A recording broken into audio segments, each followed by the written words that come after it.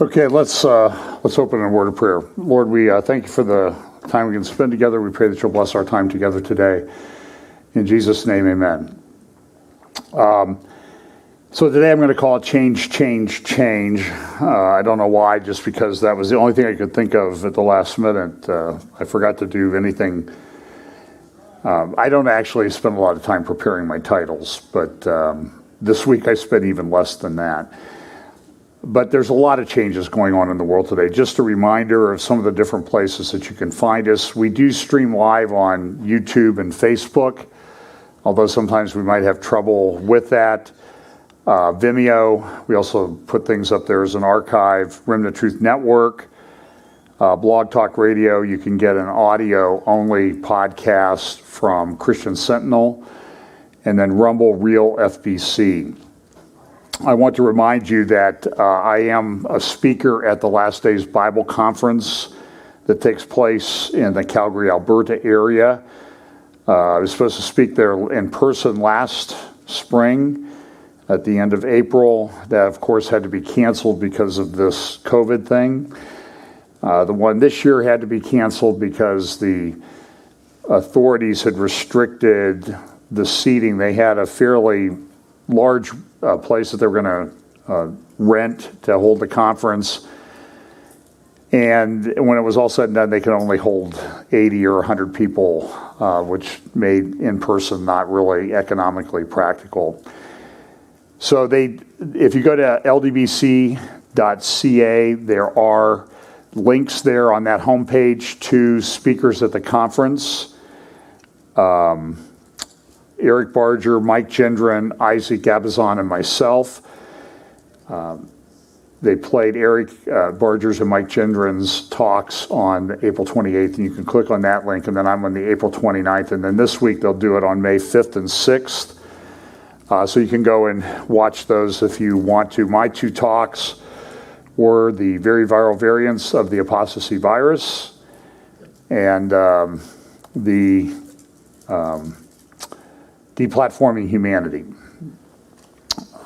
So I think they played the virus ones on April 20, the apostasy one on April 29th, and they'll play the deplatforming humanity one on May 5th or 6th. But Eric's talk was excellent, as was Mike's and Isaac's. So if you want to look at those, I would highly recommend those. And hopefully someday we'll be able to go there too. I was really looking forward to going. I hope my talks turned out okay. I was trying to record one at home to not too much put any burden on the people here, and I've had major problems with all sorts of different things on the computer. So they finally said, could you just record it at church? So last Sunday, Brian stayed over and we recorded. I did the deplatforming humanity one. And Brian said it didn't save at the end. So we had to do that one again. And then I did the apostasy one. So I was standing up here talking between first and second services and that for about five solid hours last Sunday, let alone all the time in between. But hopefully they came out okay. I was a little bit tired, and that made my preparation this week a little bit truncated because I was tired. We talk each week about the convergence of events and the things that seem to be coming more quickly and more quickly. And I talked a lot about that in the Deplatforming Humanity talk. We live in a very disruptive world, and we seem to be getting closer and closer to that time. One of the things, and I will remind you of this, that we live at a time where I think Christians are going to be persecuted more. I think that's going to come on the West. We've had a pretty good run of it for the whole time of the existence of the United States and most of the Western countries, but those things are changing very rapidly. Everything is changing very rapidly. But this is what Paul talked about, persecutions in 2 Timothy chapter 3, persecutions, afflictions, which came unto me at Antioch, at Iconium, at Lystra. What persecutions I endured, but out of them all the Lord delivered me. Yea, and all that will live godly in Christ Jesus shall suffer persecution. So what's been the norm for us, I think, is going to rapidly change. So I'm going to take a look at some of the cultural, world, economic things that are happening. I'll take a little look at some examples of persecution and things that I think are going to lead to more persecution. And then we'll talk about the Middle East, because I think there were several things that happened this week, one of which I think was incredibly significant. And we'll also take a look back at some historical things from about 10 years ago to put some current comments into context. But the economic thing, there's been economic devastation everywhere, but the tech giants, you can see that they have soared in value.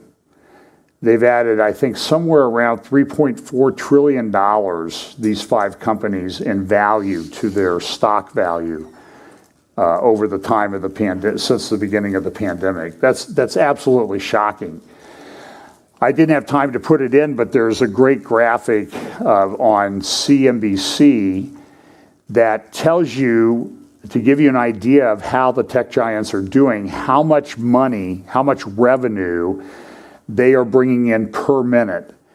And it ranges from a low of about $275,000 per minute for Facebook. Can you imagine? This is in the last quarter, based on the last quarter statistics.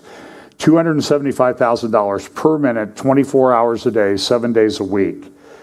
Microsoft and Apple are somewhere in the range of $600,000 to $700,000 per minute, and Amazon is bringing in $840,000, $850,000 per minute. So these companies are wildly successful. It is sort of changing the landscape out there. But even they're having trouble. Don't have a graphic on it, but there's a chip shortage. A family member bought a new car recently. The salesperson said, "Do you like this car?" "Yes, I really like this car." And I think she said, I'm going to think about it. And he said, "Don't think about it. If you don't buy the car today, you may not be able to buy this car for 18 months because of the chip shortage." The global supply chain is breaking down in on many levels.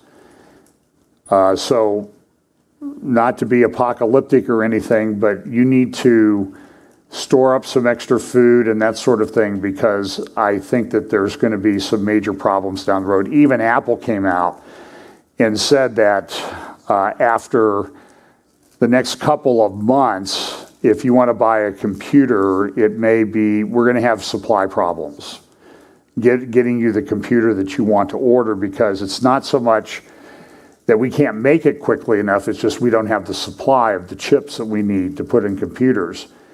I saw an interview recently with someone who has a Christian network, hischannel.com, Dennis, I think his name is Dennis Swick, and he said that gaming computer manufacturers and servers that use graphics a lot for like the network that hischannel.com runs.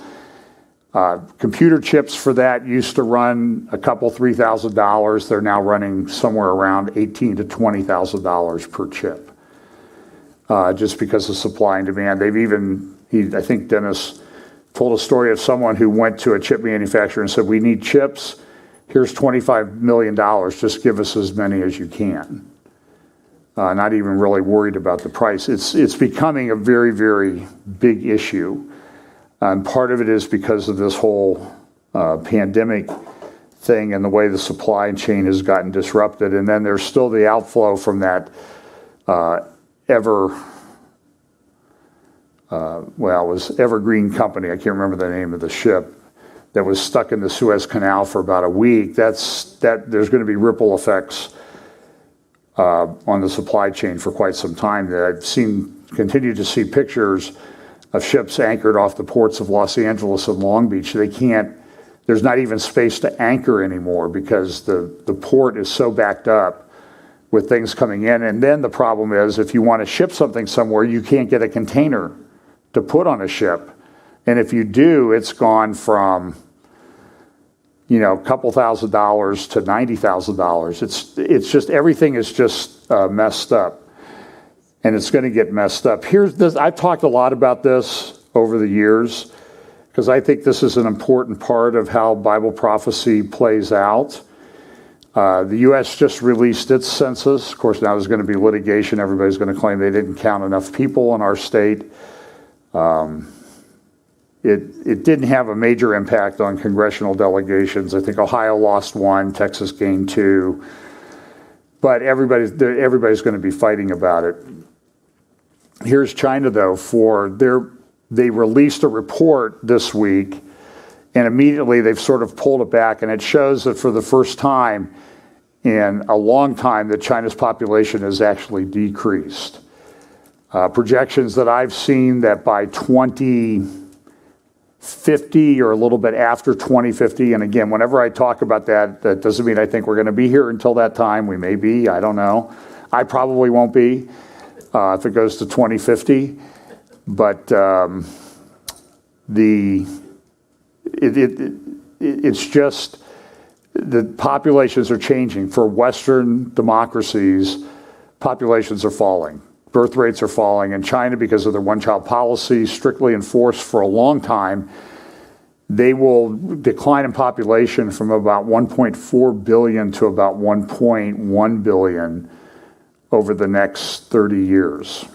That's a pretty significant drop. There are a number of Western European countries that will lose as the next generation becomes dominant. They may lose half their population. Russia's population growth rate is about 1.2, 1.3 per female. That is why Russia has an Islamic issue.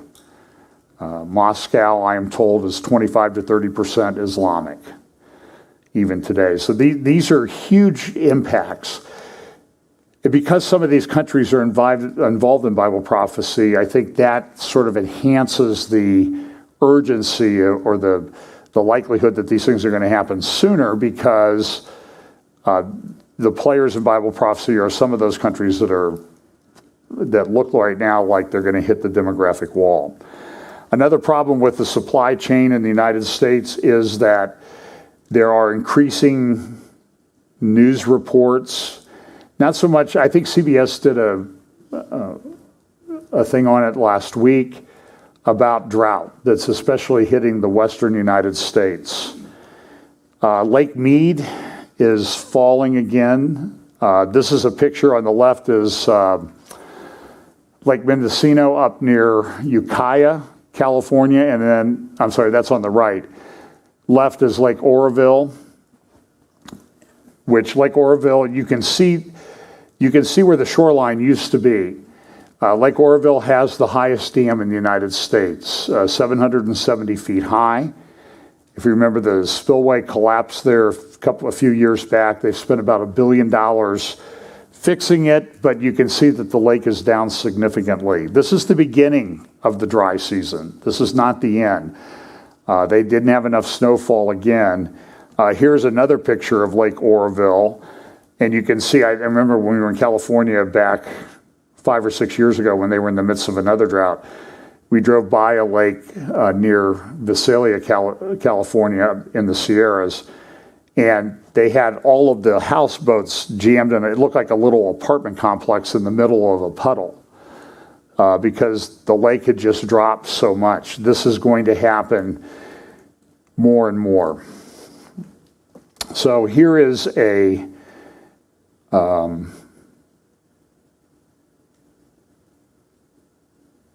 article that comes out of Finland. I talked about this lady, and I apologize for fracturing her name because I don't speak Finnish. Pavi Rasanen. And you feel free to send me how do you pronounce Finnish. That's probably way out of my wheelhouse. But she is a member of parliament in Finland. She is Lutheran. She was a member of the Evangelical Lutheran Church. She, a few years back, posted, really took on the Evangelical Lutheran Church. I think she withdrew her membership because the leadership of the Evangelical Lutheran Church was not holding the line on on what God's design was for biblical marriage. And they were also beginning to participate in some gay pride events. So she spoke out about it. She did some posts. There was also a book, I think it was originally published back in 2004, that talked about God's design for marriage. She has now received notice that she has been charged with 3 crimes of incitement regarding what she had wrote a couple years ago. For that, the potential penalty that she faces is 6 years in prison, up to 6 years in prison. Her crime was, and here is her Facebook post. Here's the English version. I've been informed by phone this morning that the state prosecutors decided to prosecute me for 3 different actions. An application for a challenge has been submitted to Helsinki District Court. I'm suspected of inciting against a folk group from the pamphlet I wrote. Now, some of this is the translation from, if you think I'm bad, this is the automatic translation on Facebook. I'm suspected of inciting against a folk group from the pamphlet I wrote, Man and Woman, that I created them. Gay relationships challenge Christian human understanding. This is also accused of someone who published the book.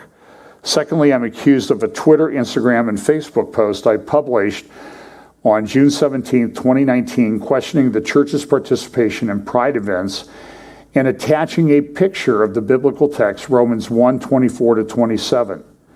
I am blamed for my statement in Reuben Stiller's December 19, 2019 discussion program, what are Jesus' thoughts of gay people?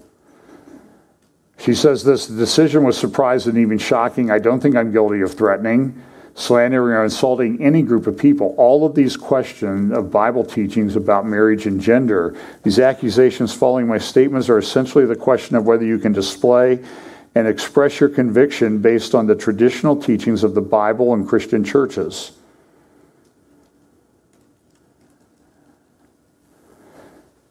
So here she is. She's charged with a crime. And these are the verses. Let's just read the verses that she's accused of.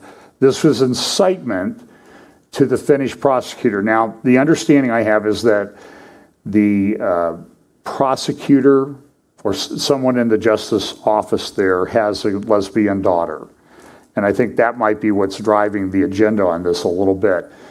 But these are the verses that she posted, a picture of. Wherefore God, Romans chapter 1, verse 24, wherefore God also gave them up to uncleanness through the lust of their own hearts, to dishonor their own bodies between themselves, who changed the truth of God into a lie and worshiped and served the creature more than the Creator, who is blessed forever. Amen.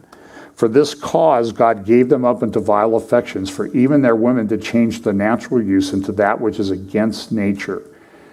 And likewise also the men, leaving the natural use of the woman, burned in their lust one toward another, men with men, working that which is unseemly, and receiving in themselves that recompense of their error which was meet. Now I can assure you that this member of parliament, she will get no support from most of the churches in Finland.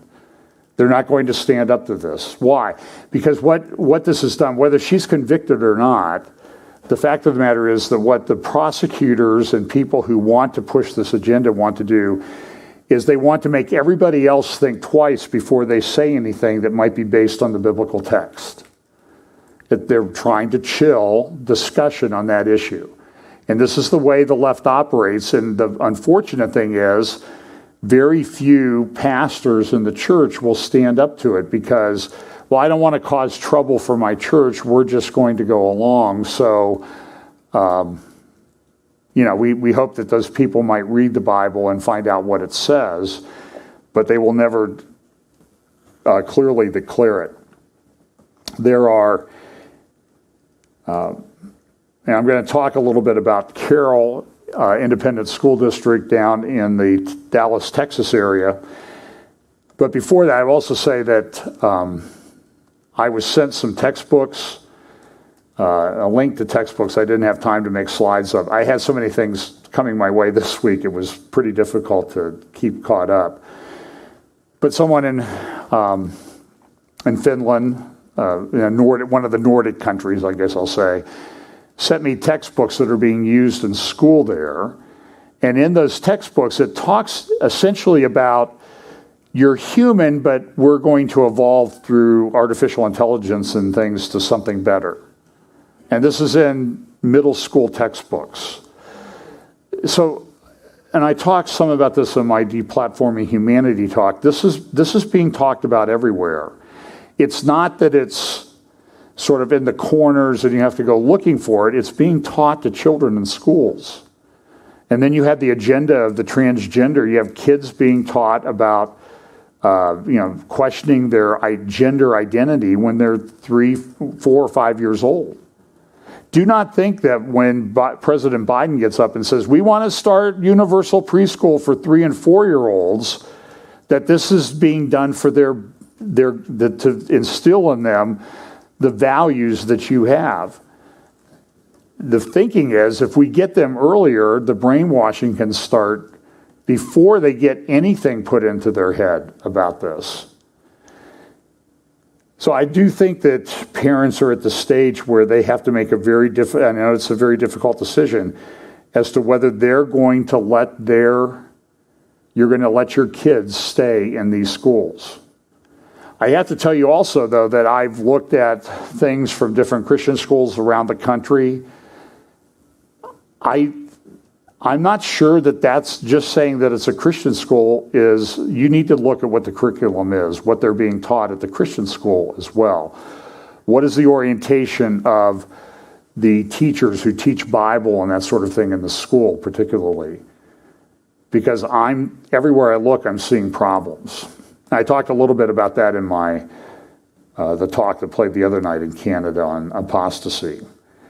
There is a virus that's infecting churches, an apostasy virus, and it's getting worse. Everybody says, well, there's always been false teaching in the church, with which I agree, but believe me, as I'm getting older now, which should be patently obvious, not painfully obvious to me, but I see things going on in churches now that I never thought I would see. In fact, I'm going to exit out of here for a second, and I'm going to put in a video. Give me one moment, because I think this is important. I'm not attacking this man. Remember a couple months ago, I played for you a video of Paula White speaking at I don't have it. So I'm going to just tell you about it. I played a video of Paula White, who is the advisor to the president, speaking at the Rally for Peace conference that was the fifth Rally for Peace, put on by the Unification Church, Sun Myung Moon's wife, whatever her name is, Dr. Moon. And it appeared to me that Paula White had no problem speaking at that conference. The Unification Church is not in any way Christian. It is a cult.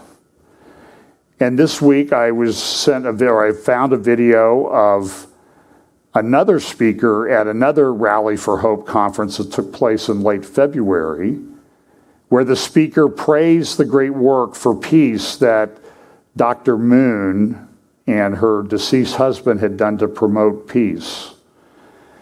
That speaker was Mike Pence. I have to tell you that when I see these things and my jaw almost hits the floor. What are they thinking when they go to do this? And you can look it up online. Look up Rally for Hope, Mike Pence, and you will see the video. You remember it was done virtually. Remember when I played Paula White, the crowd was all clapping and they had like a giant screen of all these people on Zoom, like a Zoom call, And it was very creepy. And then there was Vice President Pence speaking at this conference and praising Dr. Moon. It's just shocking. I mean, we all want peace, okay? But do we have no standards? I mean, somebody needs, I'm willing to exercise some grace, and he may not know about it, but, good grief, pick up the phone and call somebody and ask them about it. I was very troubled by it. So let's look at this Carroll Independent School District. This is another one of those school districts. Carroll's, it's a very well-to-do school district. The average income in the school district is over $100,000 per household. It's wealthy. The school district ranks almost every year #1 in the state of Texas in academic achievement scores on standardized tests. It is also true from looking in recent years that between, let's say, white students and minority students, there's almost you cannot distinguish them by race on how they're going to perform on academic achievement tests. They all perform equally well. Best in the state of Texas. So of course, everybody would be happy about that. We should emulate this. We should figure out what they're doing and transfer it to other people. But what they're doing now is they're bringing in this critical race theory, cultural Marxism, etc., really racist policy to speak against white people, even in a school district where there is a substantial minority population and the achievement scores are pretty good. They did a study of what they called microaggressions, where somebody might be called a name or something like that. And over about a 5-year period, they found that the total number of students that had something like that launched their way was about 0.3% of the student population. It was not significant. Now, look, kids say things, right? And there was a video of some of the kids in this school district that were doing, they put up a video that you could call racist. They put it up on TikTok, they took it down, they apologized about it, but now everybody in the school district has to go through training. Here's a couple articles from the Federalist. Parents revolt after Texas #1 school district tries to institutionalize racism. And then agitators get dirty to push institutional racism in Texas #1 school district. And people are being outed that oppose this. And there's one situation where the lady, she and her husband, they have a couple kids of their own, and they've adopted 3 minority kids, including African-American kids. And there's a number of other, they're interracial couples. Race shouldn't be an issue. There's 2 races in the world. I like what Ken Ham says. There's 2 races, the saved race and the unsaved race. And there is a ban on interracial marriage. The saved race should not marry the unsaved race. That's Ken Ham. You can send him emails if you don't like the way that comes out. But there really is, there's this racial, and how do you determine who or what gets the privilege and who, because how white are you, or how black or how Asian are you? It's insanity. So here's some of the slides from the presentations that have been given to people. Cultural blindness is a state in which differences are ignored and one proceeds as though differences do not exist. So you see what they're doing? Instead of following what Martin Luther King said, we're going to judge people by the content of their character, not the color of their skin, they're flipping that around. We're judging you by the color of your skin, not the content of your character. Microaggressions are described as everyday verbal or nonverbal snubs or insults, whether intentional or unintentional, which communicate hostile, derogatory, or negative messages to target persons based solely upon their marginalized or minority group status. They also talk, there's a slide for White fragility, a state in which even a minimal amount of racial stress becomes intolerable, triggering a range of defensive moves: anger, fear, guilt, and silence. So you see what happens if you speak up against this nonsense. You're demonstrating white fragility, and you've got a problem, and you need therapy. They also have this developing critical consciousness. So this is sweeping over everything. I saw a video yesterday of a Zoom class at Cypress College in California. A student had presented a paper in which he defended the police as heroic in helping out our community. He was immediately taken to task by the professor, who said, you think police should be hero? We shouldn't have the police. We should defund the police. And the guy says, well, who are you going to call, professor, if something happens? She says, not the police. I don't trust them. Maybe my time is up. Maybe my time is up to die. It's a shocking video, but this is permeating everywhere these days.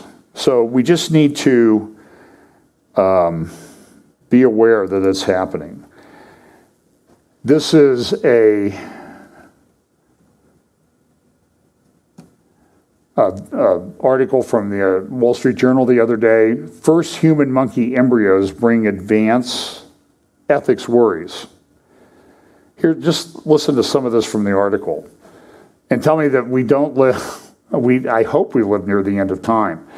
Imagine pigs with human hearts or mice whose brains have a spark of human intelligence.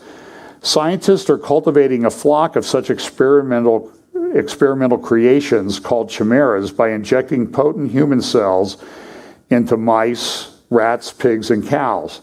They hope the new combinations might one day be used to grow human organs for transplants, study human illnesses, or test new drugs. In the latest advance, researchers in the US and China announced earlier this month that they made embryos that combine human and monkey cells for the first time. So far, these human monkey chimeras is how it's pronounced, are no more than bundles of budding cells in a lab dish, but the implications are far-reaching, ethics experts say. The use of primates so closely related to humans raises concerns about unintended consequences, animal welfare, and the moral status of hybrid embryos, even if the scientific value of the work may be quite high. There were lots of breakthroughs in the experiments, said bioethicist Nita Farani of Duke University. A remarkable step has been taken scientifically that raises urgent questions of public concern. We need to figure out what the right pathway forward is to help guide responsible progress. But here's the problem. In a world where there are no standards, people are going to go ahead with these things anyway because of the potential economic and prestige that is associated with developing these things in this area. So that the cat's out of the bag now. I mean, if you think that now having an ethical discussion about this is going to stop people from going forward where they should not, this is scary stuff.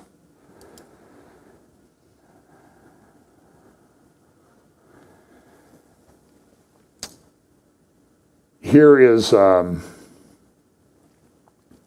story. I think this came out of the UK. Trans teen given 2 funerals after father continues to dead name. So what happened was this teen who was transitioning from one sex to the other, I can never keep it straight which way they're going, died. Not sure how. I think it was a male. He died. The mother was all on board with the transition. The father opposed it. The parents were divorced. This was a major object of contention between them.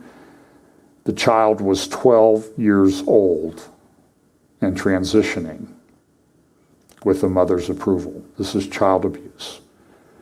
And so they couldn't resolve it, so they had 2 funerals. One for the child with the male name, one for the child with the female name.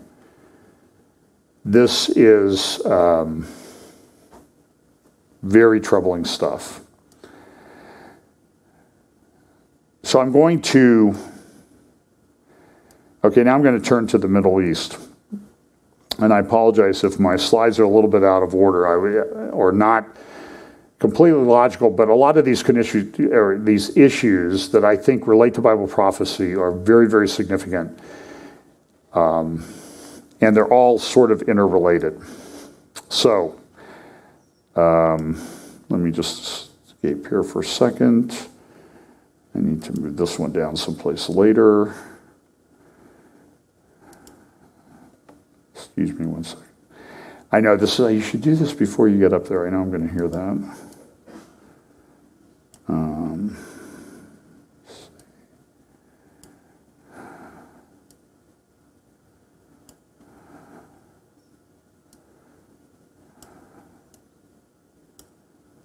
Okay. Well, there we go. So, first thing that happened this week that I think was pretty significant was Monday or Tuesday, the New York Times published an article called "Iranian Diplomat Says Tehran's Military Leaders Thwart Diplomacy." Now, the article was about Zarif, Foreign Minister Zarif of the Islamic Republic of Iran. The tape was leaked to supposedly the tape was done to create a historical archive. Iran will be going through elections later this year, I believe, for president. There was some thought that Foreign Minister Zarif would run for the presidency. And so they were doing sort of a historical thing before he maybe left office or changed offices in Iran. And what happened was whoever did the interview leaked it to the press, and it got published in some Iranian or Arab newspapers. So here's a little bit about what the article says. In a leaked audio tape that offers a glimpse into the behind-the-scene power struggles of the Iranian leaders, Foreign Minister Mohammad Javad Zarif said the Revolutionary Guard Corps calls the shots in Iran, overruling many government decisions and ignoring advice. In one extraordinary moment in the tape, Zarif departed from the reverential official line on Major Qassem Soleimani, whose picture you see there, the commander of the Guard's elite Quds force, the foreign-facing arm of Iran's security apparatus, who was killed by the United States in January 2020. Now, what happens with Iranian politics, just so you know, is that, for example, the way the Obama administration handled Iran was they believed that Rouhani, the president that they were dealing with after he was elected in 2013, was a moderate. That's what he said, he was a moderate. This is a fantasy that is only engaged in by people who either don't care, who are ignorant, or who have a different agenda that they want to engage in. Because anybody who runs for president, remember Mahmoud Ahmadinejad, guy that was president of Iran for 8 years? He's very radical. He's a very devout 12 Shia, which means Shia Islamic guy. He believes that Iran could engage in activities and create chaos, sort of an apocalyptic world in which the apocalypse would come about because of Iran's actions with nuclear weapons or whatever, and the Mahdi, the 12th Imam that they're looking for, would come. And this is what the leadership believes. So everybody says, well, you know, Rouhani's a moderate. Listen, you don't get to be president in Iran unless you are approved by the supreme leader, who is a radical Muslim, who's engaged in jihad. So Khomeini approved Rouhani. Khomeini will approve, assuming he's still alive when the elections come about later this year, he will approve who's running for office. And what they do in Iran is they structure things that they essentially give, like the Iranian Revolutionary Guard, will control certain parts of the economy or portfolios of business. Khomeini himself, the leader, also controls portfolios of business. If you remember a few years ago, Rafsanjani, who I think was president of Iran for a while, he died a few years back. He was president of Iran, and during his time in office, he had amassed control of a fortune of somewhere around $25 billion. The Revolutionary Guard controls businesses, and their net worth, or what they control, is estimated to be somewhere in the range of $30 to $50 billion. Now, I'm not saying that these people live like kings. Khomeini, the supreme leader, is said to live very modestly, but he himself controls, through the structures that they've set up within their government, a fortune of somewhere around $80 to $90 billion. That puts him in sort of above Warren Buffett in Bill Gates territory. Now, he doesn't personally benefit from it, but they use that to buy people off, to get them on board with their agenda, to get them to do things. So it's a very corrupt way of running a government, and this is what they excel at.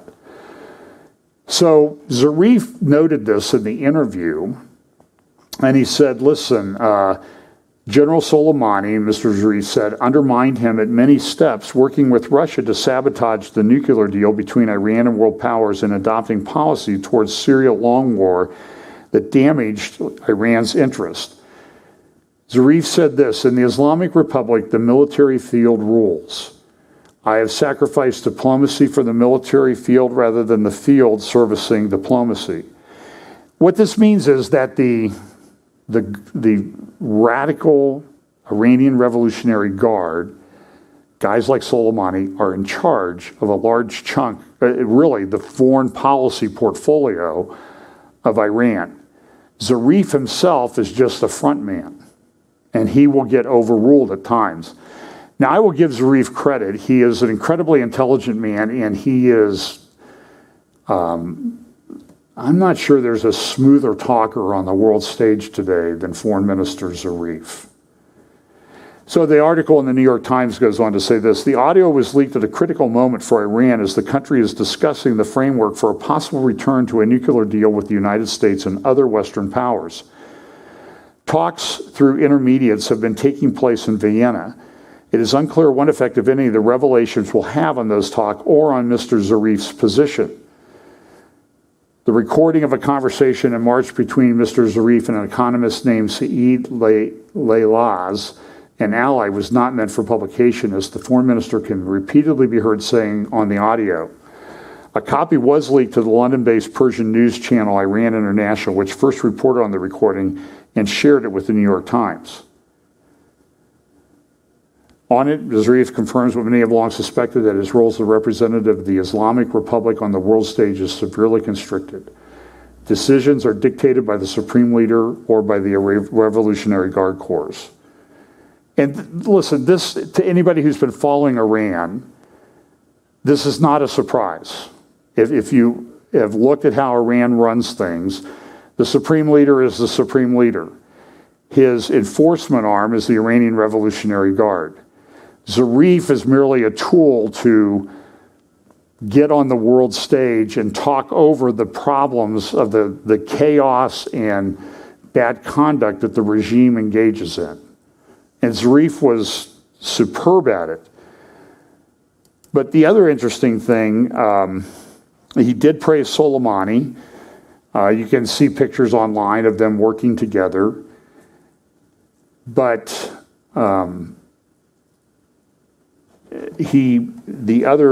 there was one paragraph, in paragraph 22 of the article, and this is, so in paragraph 22, there's sort of the money quote that has everybody in a tizzy this week. Former Secretary of State, this is according to what Zarif said in the interview, former Secretary of State John Kerry informed him that Israel had attacked Iranian interests in Syria at least 200 times, to his astonishment, Mr. Zarif said. So now there are Republicans and others running around the government saying that Kerry can't be trusted. Kerry conveyed private information, security information to Zarif that he should not have conveyed. But Of course, Kerry has denied it. He says, well, Israel's announcing that we attack things all the time, so why can't I'm only conveying what's public knowledge. Other people say, well, why would Zarif lie about this? And that becomes the question. And I'll talk a little bit about that in just a moment. The way the Iranians operate is you need to understand is that everything with Iran, every action that they take with testing of drones or missiles or videos of missiles in underground silos and information about their nuclear program, all of Iran is always negotiating by everything that they do. They're always trying to move the ball towards having the West capitulate to what they want. Now, there was also an interview recently to the, I can't remember this guy's name either. Hang on. He is high up in the, he heads up the Council of the Office of Expediency.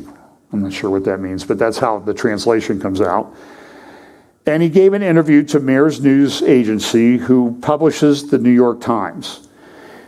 And in this interview, he said essentially that, at least it was reported in the Jerusalem Post and other Western press, that in this interview on April 13th, he admitted that contrary to what everything had been said before, that remember when Prime Minister Netanyahu got up there and said, hey, look at all the stuff we got from their nuclear archive. Look at the CDs and the notebooks. A lot of the Iranian propaganda at the time was Netanyahu was faking everybody out, that they had not gotten anything.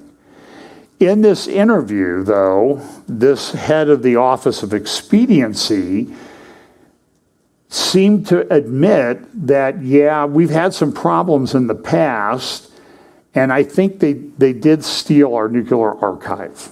It was a big deal. It was reported in the Jerusalem Post. I think Seth Frantzman did an article on it. And you can see this is the interview that he gave. There are a bunch of people there, and you see the publisher put up their logo for the Tehran Times and Mayor News Agency. And so the question became, what did he do? So the article in the Jerusalem Post about 2 weeks ago was, Iranian official admits Israel swiped archive. And this is what he said. Before this is what this person said. Before this, the documents from our entire nuclear archive have been stolen. And before that, a few suspicious drones came and did some work. Rezai, whatever you say his name, added. Now, so the question is, did he admit to the stealing of the archive or not? It seems like I went and I dug out the original Persian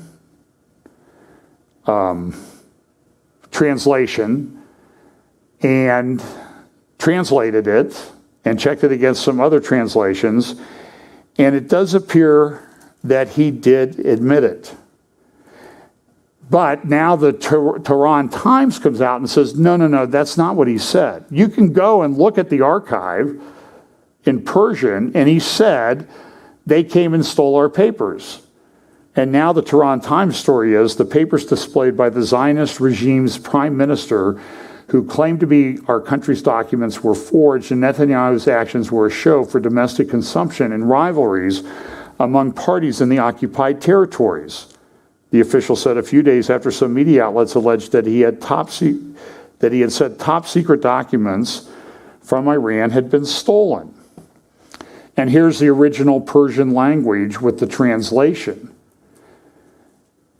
Moshe Rezai, Secretary of the Expedient Discernment Council, told Mayor in response to a question that you tweeted about the Natanz incident, emphasizing the need to improve security and give warnings about economic spies. He says this, and then he goes down. He added, before this, documents from our entire genetic series have been stolen, and before that, a few suspicious birds came and did some work. So it appears that he admitted that this is what happened. Now, the response to this little dust-up in Iran, and you have to understand, everything in Iran is a negotiation. So what you see going on may not be as significant. It may be for show and public consumption. So this was an article that was released in one of the press. Revolutionary Guards raid president, that's Rouhani, and foreign ministers' offices. This was put in Iran Wire. Reported this morning that officers from the Islamic Revolutionary Guards had raided the offices of President Hassan Rouhani and Foreign Minister Javad Zarif.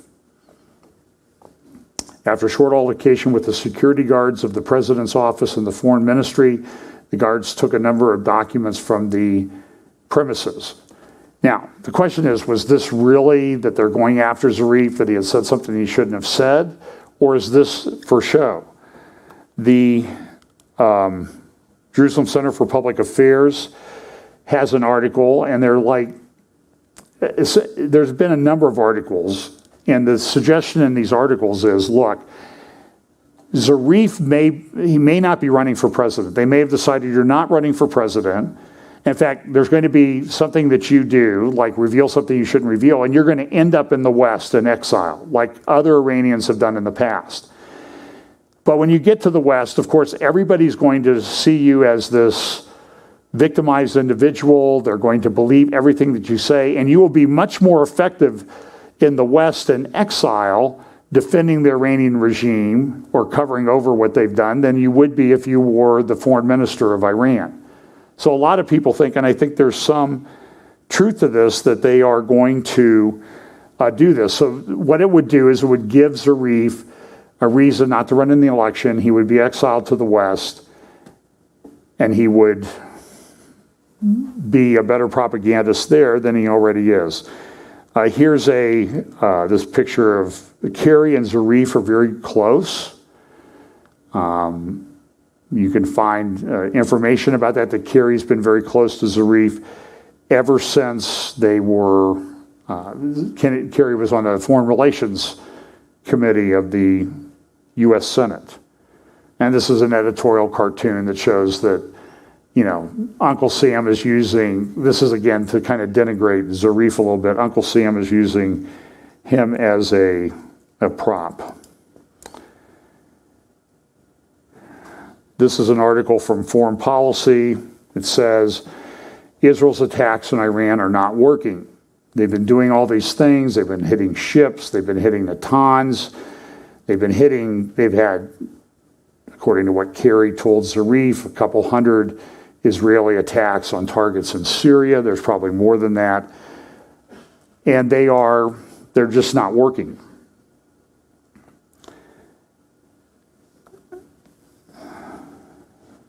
There are also reports, this is from the Wall Street Journal the other day, that Iran and the U.S. have faced off in the Persian Gulf. Ships of ours are being attacked by Iranian forces. Below that is also a troubling article that's kind of unrelated. Mobile phone data puts U.S. forces at risk. What they're finding is that our servicemen overseas, the data from their phones is able to geolocate them, and these tech companies will sell it to anybody who buys it. So it's a big, huge security problem for our mobile forces.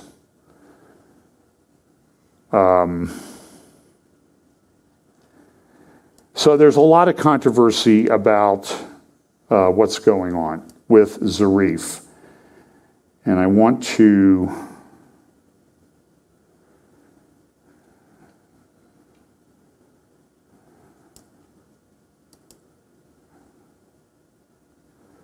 no, that's not the right article. I apologize. So here's an article. This also happened this week. John Brennan. We all love John Brennan around here for something. Giving us things to talk about on the Prophecy Update because it shows the deterioration of the United States as a democratic republic. Head of the CIA.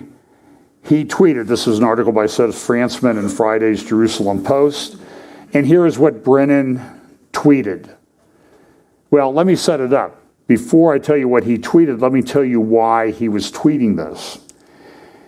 In a rather stunning publication by Human Rights Watch, they published this 245-page report this week called A Threshold Crossed.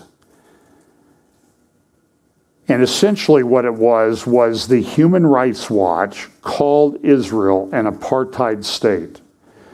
And not only did they call it an apartheid state, they essentially said, and I'll summarize, Israel has no right to exist as a Jewish state. Now, the Human Rights Watch organization is headed up by a bunch of leftists. Frankly, they're just out-and-out Jew haters in many cases. They're very similar. They're sort of the secular arm of the Christ at the Checkpoint crowd. They don't like Israel at all. They complain about everything, and they call Israel an apartheid state and say that it has no right to exist. They've always been against Israel, but I just want you to tell you is that this one's different. This has prophetic significance, in my opinion, because we know that all nations of the world will gather together against Israel. And this organization, which is clearly tied into the globalists and the United Nations, this is really the first time that they've come out and they've said, Israel does not have a right to exist, and Israel is an apartheid state. They really went way overboard in this particular document, and it's full of stuff. So these are some screenshots from the report. The crime of apartheid, and they talked the 1988 Rome Statute to the International Criminal Court and 1973 International Convention on the suppression and punishment of crime of apartheid, define apartheid as a crime against humanity, consisting of three main elements: an intent to maintain domination by one racial group over another, a context of systemic oppression by one racial group over another, and inhumane acts. And so now what they're going to do is they're going to say, well, this is the definition, and Israel is guilty of all these things. Now, apartheid was a term that was really pretty much specifically related to the rather severe segregation that was taking place in South Africa, where they had separated blacks and whites. And they're still having problems with that even today.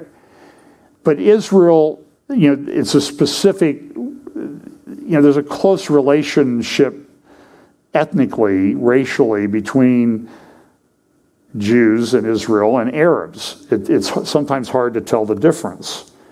So what they did was, now Israel and the U.S. and others have not signed on to these Rome Statute and these international conventions. But that doesn't stop Human Rights Watch. They're going to say, we're going to apply this anyway. Well, they're not going to apply the definition. You'll see that in this article on page 35, they say this: no court to date has heard a case involving the crime of apartheid and therefore interpreted the meaning of the following terms as set out in the Apartheid Convention and Rome Statute definitions of the crime of apartheid. In other words, we're making up a new definition. No court has ever recognized this, not even on the international stage, but we're going to use it anyway. And then they go on to say this, that when international human rights law had clearly defined racial discrimination to include differences of ethnicity, descent, and national origin, indicates that racial group within the Rome Statute reflects and would likely be interpreted by the courts to reflect a broader conception of race. What does that mean? It means we're going to make it up. We're going to come after Israel with stuff that nobody's recognized. This is fairly significant. And they say on their webpage where they announce this, a broader understanding of race. The Abu Yehuda blog looked at this and said, this is different. And it says, and that, of course, is why Human Rights Watch, an organization that has changed over the years from a legitimate human rights watchdog into part of the well-oiled and thickly greased with dollars and euros machine for the delegitimization and demonization of Israel, wishes to accuse the Jewish state of apartheid, a crime that today evokes revulsion throughout the world, and which, following the precedent set by the treatment of the Republic of South Africa, justifies boycotting, sanctioning, and total expulsion from the International Order of Israel. They do this, and this is, again, they have a section on their NGO monitor, and they talk about this is the halo effect. So what they're trying to do is they're trying to cloak themselves with, everybody hates apartheid. So they're trying to cloak themselves with the mantle of, we're against apartheid. This is all about apartheid, even though no court's ever recognized that the situation going on in Israel and their dispute with the Arabs who occupy what's in Judea and Samaria is, so they're cloaking themselves with the mantle, and then they get this little angelic halo that, hey, we're just against apartheid. And fortunately, there are organizations out there like this blog and elsewhere that look at the halo effect, provides anti-Israel political advocacy NGOs with a facade, allowing them to hide their political warfare agendas behind the rhetoric of human rights and international law. So this is what's being done, and it's really only being done in the international arena with Israel. You don't hear anybody going to China and their treatment of the Uyghurs and saying you're engaged in apartheid policies or genocide or anything like that. It just does not happen. So the only country in the world that they do this with is Israel. Now, where this becomes a little bit more important is with regard to the United States. In 2001, actually, I would refer you to an article that was written by Melanie Phillips. And Melanie has an article in Israel Hayom that was published the other day, and she says how Biden is smashing America's moral compass. And this is true, particularly with regard to the treatment of Israel. Back a few days before 9/11 in 2001, 20 years ago, there was a conference called the Durban Conference. It took place in South Africa. The conference degenerated into a horrific example of anti-Israel hatred, anti-Jew hatred. People at the conference were given copies of a book called The Protocols of the Elder of Zidon, which is a forgery made to look like to foster the belief that Jews are trying to control the world and subjugate everybody else under their power. It's a complete forgery. It's false. It's a fraud. I mean, it's a real book, but it's not based on, takes maybe little snippets of fact and builds them into this great conspiracy theory. So the Durban Conference was so bad that the United States refused to participate. This was just a few days before 9/11. U.S. never signed on to it. Canada, other countries never signed on to it. They've had a couple Durban conferences since. They had one on the 10th anniversary, and even the Obama administration refused to participate in what was going on.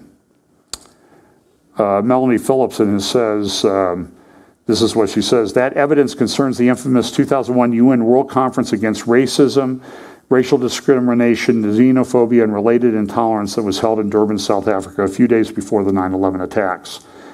This was an eye-watering anti-Israel, anti-Jew hate fest whose sole purpose was to demonize and delegitimize Israel under the Orwellian banner of human rights, which erupted into openly Nazi-referenced anti-Semitism. She talks about the protocols of the Elders of Zion. Leaflets saying Hitler should have finished his job circulated at the conference along with flyers depicting him asking, what if I had won, and receiving the answer, there would be no Israel and no Palestinian bloodshed. So when that conference came up for renewal, or an anniversary in 2011, its 10th anniversary, I think this was the third Durban conference, even the Obama administration said, no way, we're out of here, we're not participating in that. Now, a few weeks ago, here is a press release from the U.S. Mission to International Organizations in Geneva talking about, with somewhat approval, of the upcoming fourth Durban Conference, which will take place in September on the 20th anniversary of 9/11 and of the first Durban Conference.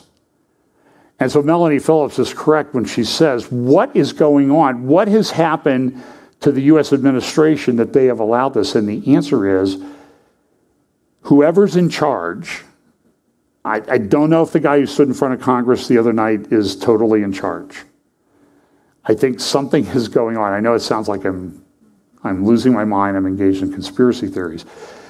But what is being done is a systematic dismantling of the moral compass of the United States, particularly in its treatment of Israel.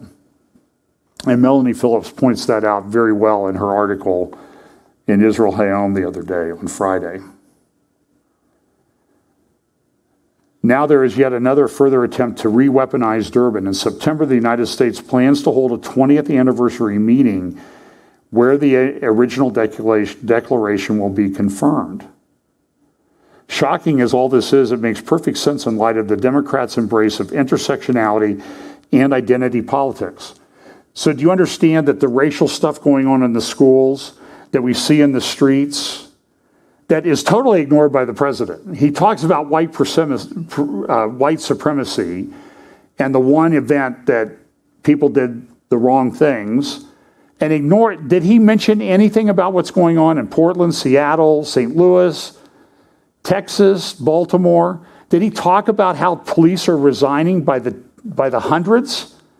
They're leaving the police force and there's nobody to replace them.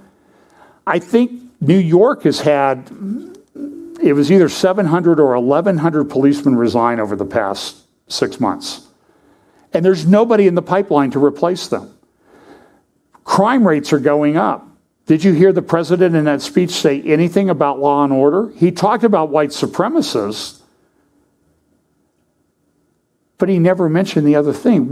There is this massive propaganda thing going on, and this thing to change everything and to institutionalize racism under the guise of human rights and equality and anti-racism, when they're the racist.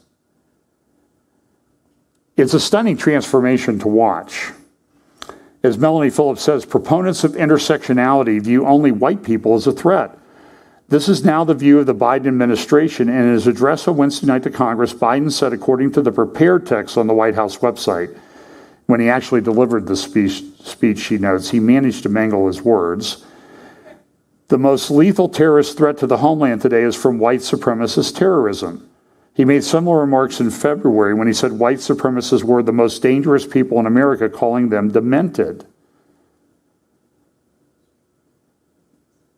I could make a comment there about a demented person calling someone else demented, but that's for another time. But he doesn't think, but here's the point with what's going on in the Biden administration. Now they're pushing what? The two-state solution, right?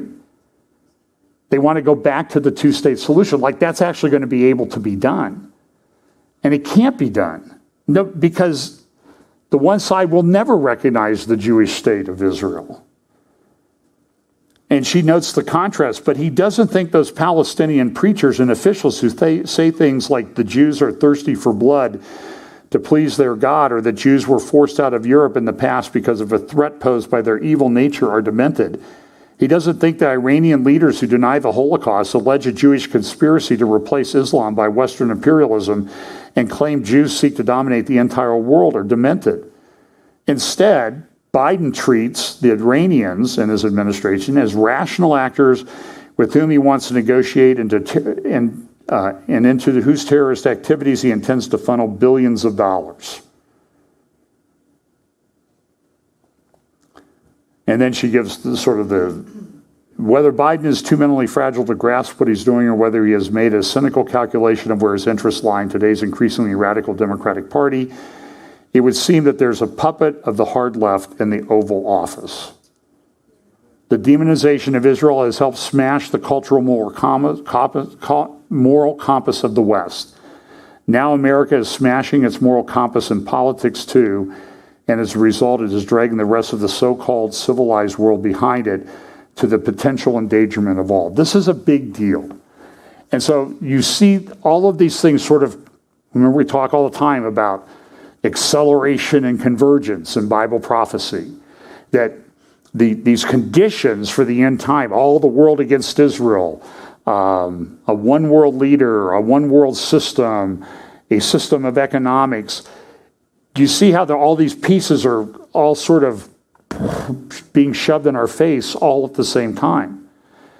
This is something that has not happened before. And I talk about just one little example of that in my Deplatforming Humanity talk.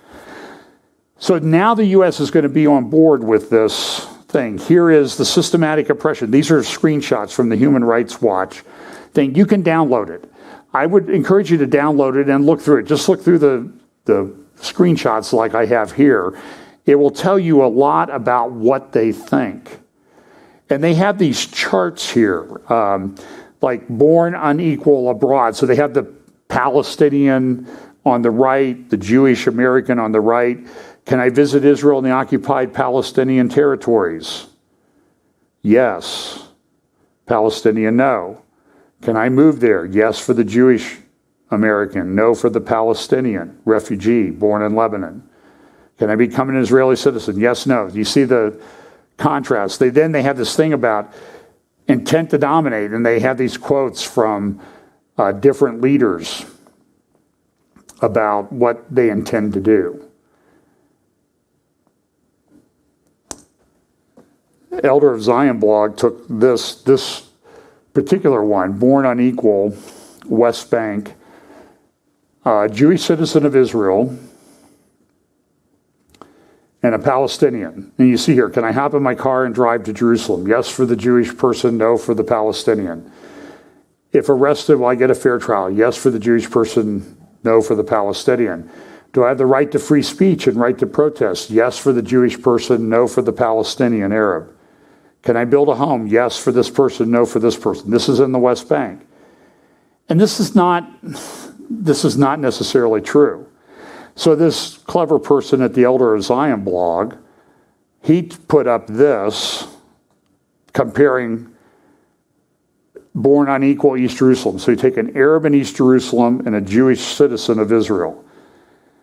Is my legal status in Jerusalem secure? Yes, no.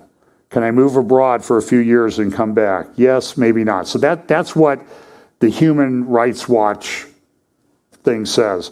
Elder of Zion took that and said, well, let's look at this in a different light with what's actually going on, facts on the ground, with some other things.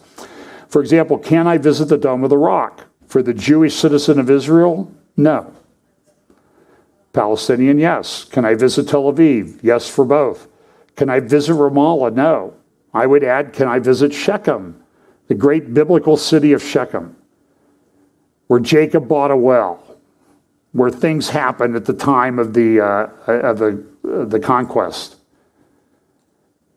When we were there, I mean, we talked to one of the Jewish soldiers there who got tears in his eyes. It's like, you guys get to go to Shechem, you're Americans. It's a mile away. I'm not allowed to go visit it.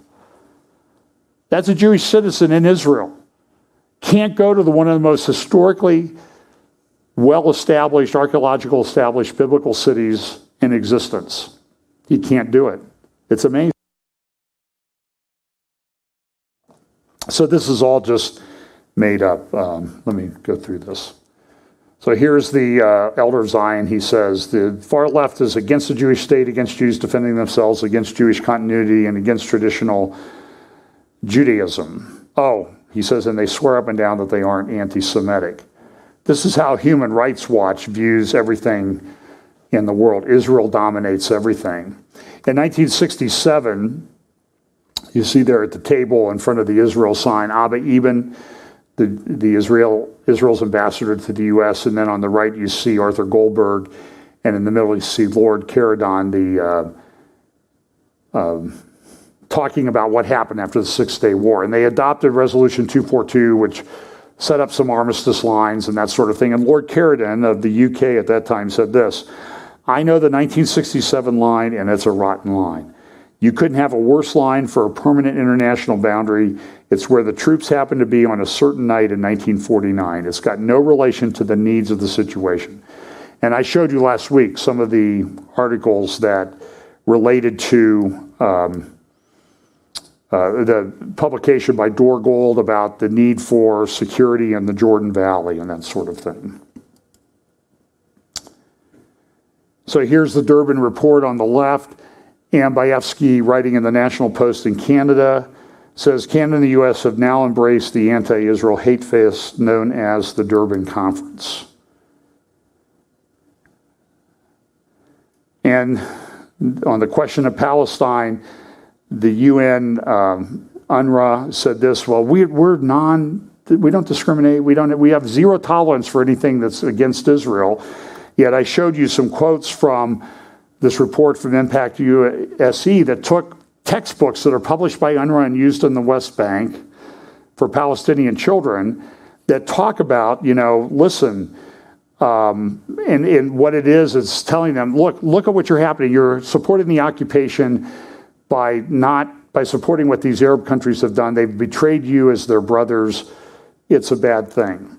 So Seth Fransman has a great article about, in the context of all this, now you have John Brennan, the former head of the CIA, tweeting about this Human Rights Watch report. And he says this, I always find it difficult to fathom how a nation of people deeply scarred by a history replete with prejudice, religious persecution, and unspeakable violence perpetrated against them would not be the empathetic champions of those whose rights and freedoms are still abridged.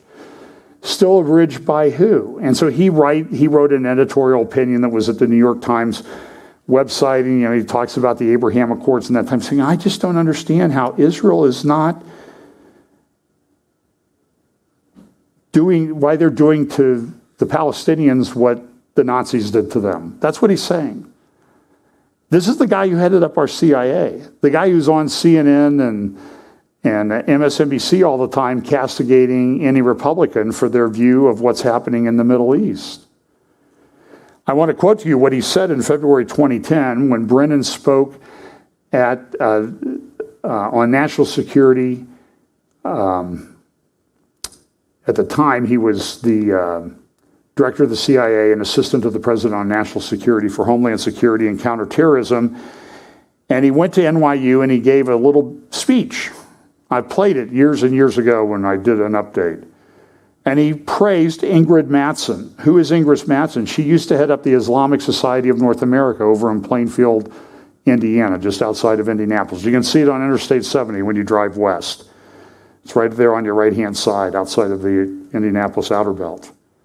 And this is what I get Kerry and Brennan confused, easy to do. But this is what Brennan said at that NYU speech. Thank you, Dr. Mattson, for your very kind introduction as well as your leadership as an academic whose research continues the rich tradition of Islamic scholarship and as president of the Islamic Society of North America, where you have been a voice for the tolerance and diversity that defines Islam. What planet did this guy live on? ISNA, I-S-N-A, the Islamic Society of North America, I believe was identified in the Holy Land Foundation indictment as a co-conspirator on Islamic terrorism. And this is the head of the CIA. Knowing this, he goes and he praises the head of that organization.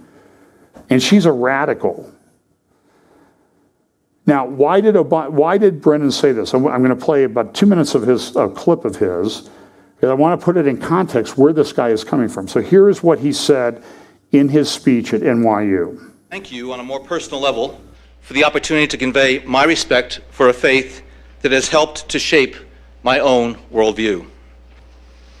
Like the president during his childhood years in Jakarta, I came to see Islam not how it is often misrepresented, but for what it is, how it is practiced every day by well over 1 billion Muslims worldwide, a faith of peace and tolerance and great diversity.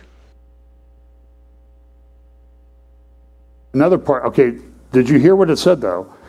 How this faith shaped my worldview. Did he not say that? Yes. Okay, this is at NYU. This is a pro-Islamic conference at New York University Law School, I believe.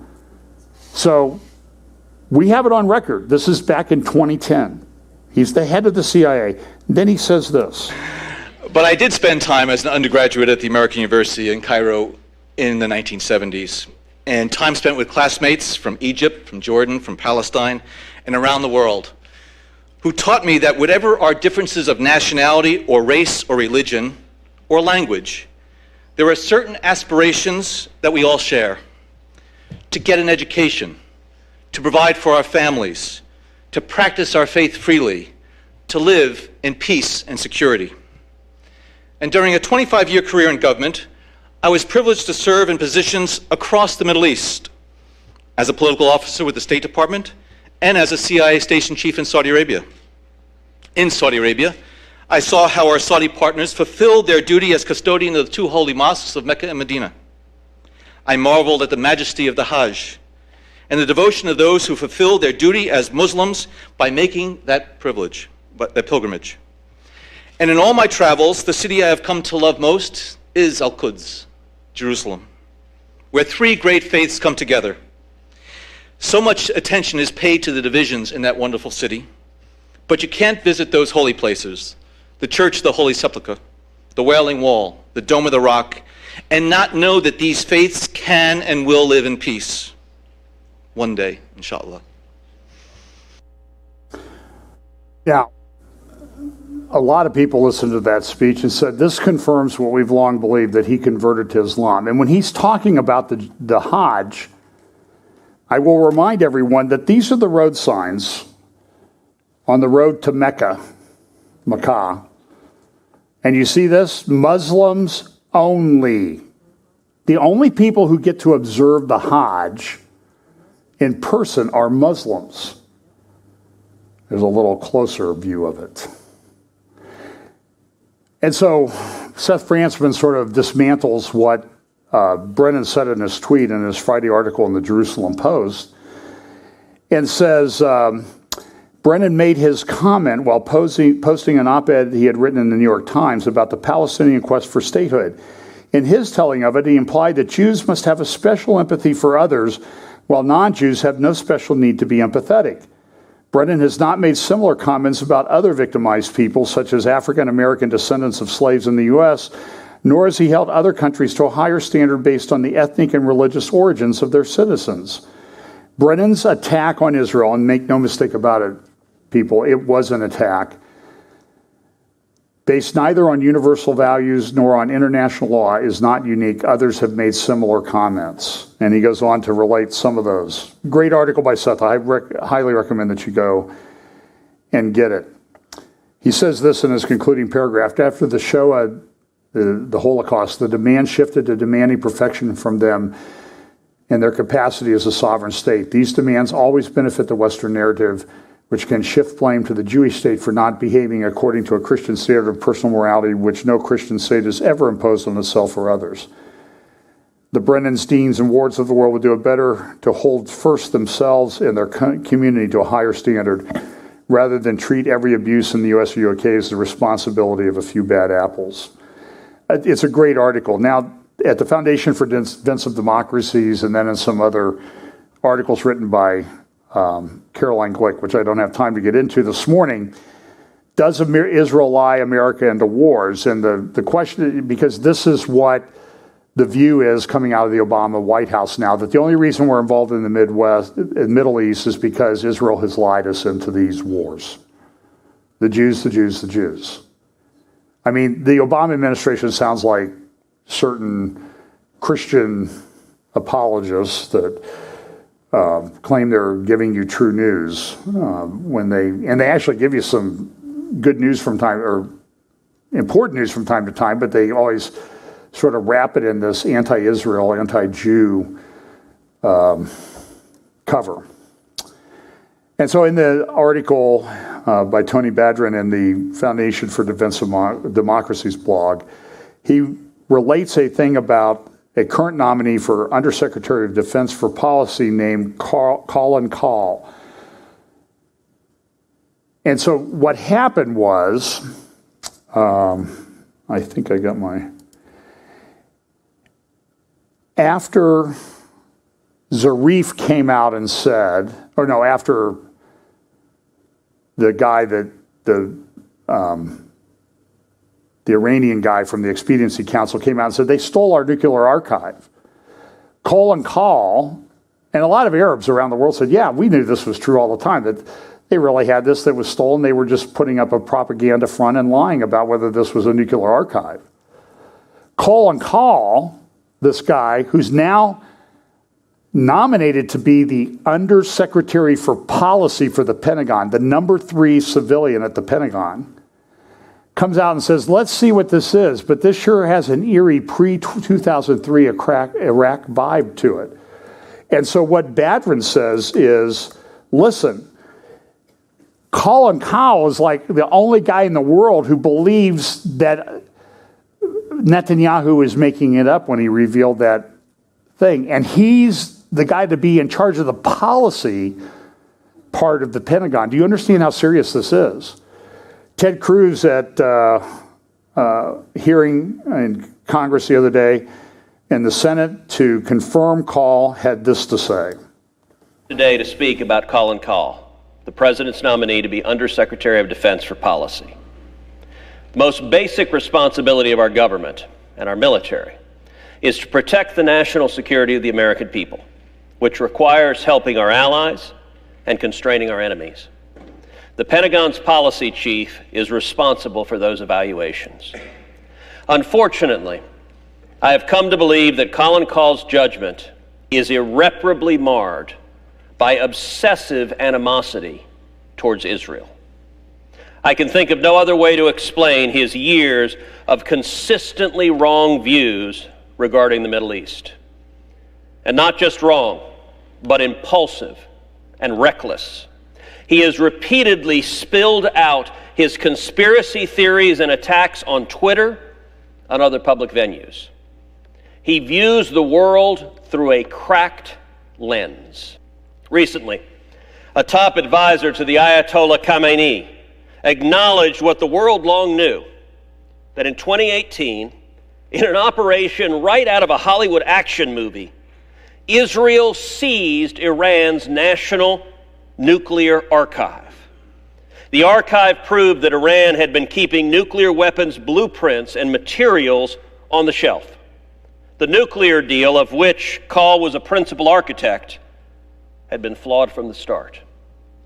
Kahl responded to the news of the raid by suggesting on Twitter the archive was fabricated by Israel with the aim of dragging American boys and girls into another Middle East war. This was a pernicious anti-Semitic conspiracy theory, a blood libel, not just pernicious, but wrong. That was not the only time Kahl leveled troubling conspiracy theories about Israel and Iran. He suggested on Twitter that Trump's policies regarding the Iran deal and Jerusalem were linked to donations from Jewish billionaire Sheldon Adelson. This is not the judgment of anyone who should be anywhere near power or policy. Another decision the Trump administration made was to move our embassy in Israel to Jerusalem. There was an active debate within the Trump administration. I leaned in vigorously with the president, and the president agreed with the view I articulated, that we should say to our friends and our enemies that we stand unshakably with the nation of Israel. Kahl spent years fighting against that move, fighting against moving our embassy. According to reports from 2012, Kahl was personally responsible for trying to remove language from the Democratic Party platform embracing Jerusalem as the capital of Israel. And that's true. Now, he may be approved, confirmed by the Senate, for that policy position in the Pentagon. Make note of everybody who votes in favor of this guy. Make a note of it and remember it when the next election comes up. This is egregious. And again, this is that Twitter post that Kahl put up back in 2018 when the archive was released. So let me see here.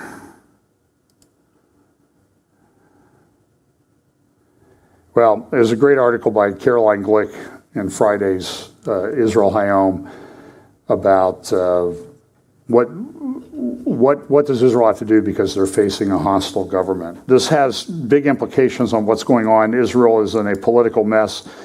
Netanyahu can't seem to get his coalition together. Caroline Glick, in her podcast show the other day, said that Naftali Bennett seems to be parroting the Obama line on Iran now, and she's very concerned about it. And she likes Naftali Bennett. She ran in the Yamina list for members of parliament in one of the last 4 elections. I think it was the second of those elections. She didn't get elected.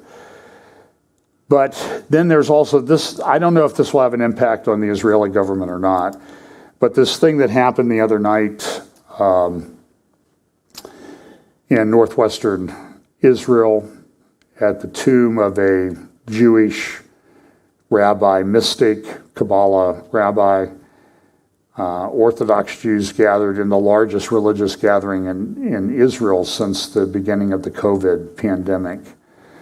And during the course of this, this is a graphic from the New York Times, they were in the bleachers up at the top. There were 100,000 of them there. The tomb is there to the right, where this rabbi is buried. And so these Orthodox Jews, ultra-Orthodox in many cases, go and they have a party. And so at this, there's a little choke point as they're exiting. They come down that ramp and they hit these stairs, and the ramp gets slippery. People are spilling water and everything. And people, at the end of that ramp, everybody kind of piled up.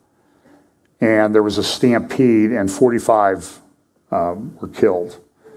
Mostly, here's a little bit of a video of it happened in the middle of the night, about 1 a.m. in the morning. They had a bonfire, they were there, and you can see it's just a mass of people. It's mostly male because the ultra-Orthodox are very segregated sexually. So here they are coming down the ramp, and right there where they were supposed to go down the stairs, some people started to fall. And again, the crush of people just kept building, and 45 were stampeded to death, and there's a number in very critical condition. They try to get the bodies buried. They don't usually embalm them in Israel, but some of them, they're not able to have the funerals because the Shabbat started, so they'll have to have funerals today.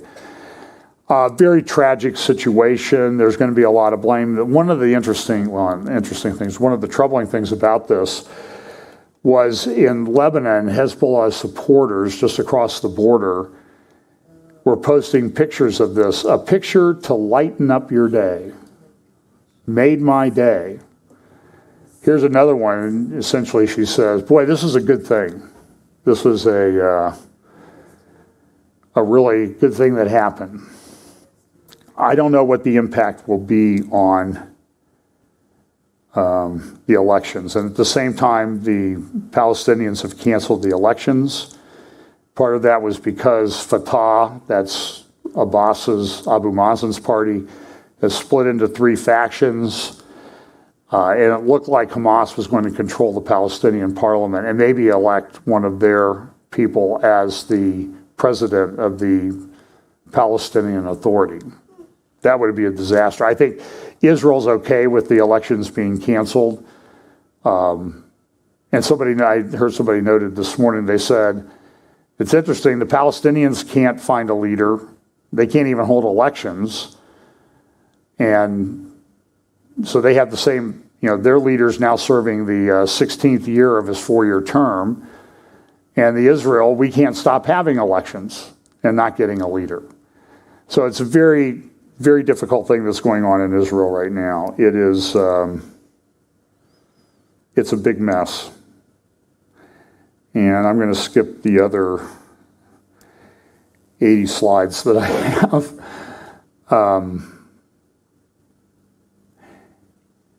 Well, one last slide. This is a report, American Secretary of Defense, U.S. Secretary of Defense, talks about how American military needs to embrace artificial intelligence and quantum computing as part of a new vision. That's not, I'm troubled by that, given some of the other things. And then there are also these news reports everywhere that Mohammed bin Salman is now reaching out to Iran to reach some kind of an understanding. This leads someone to question, look, is Biden trying to greenlight a third intifada? A lot of people in Israel think that he is. That's the leadership that we have. So when you see these prophecies about all nations gathered together against Israel, know that, as I said in my Canada talk, all of these things that we talk about Bible prophecy, we know this happens. But to get to that point, you have to have all these foundational things take place. And I can tell you that almost every one of these foundational things are taking place right now so that this stuff can happen in the very near term. That's important. That's prophetically significant. So we need to be sharing the gospel with people.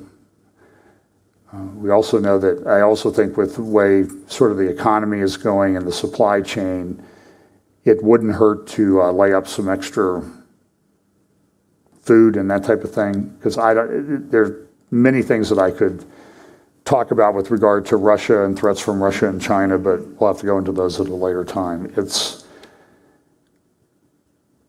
I think I said to my wife the other day, I said to PM, I said, I don't think I've seen all of this.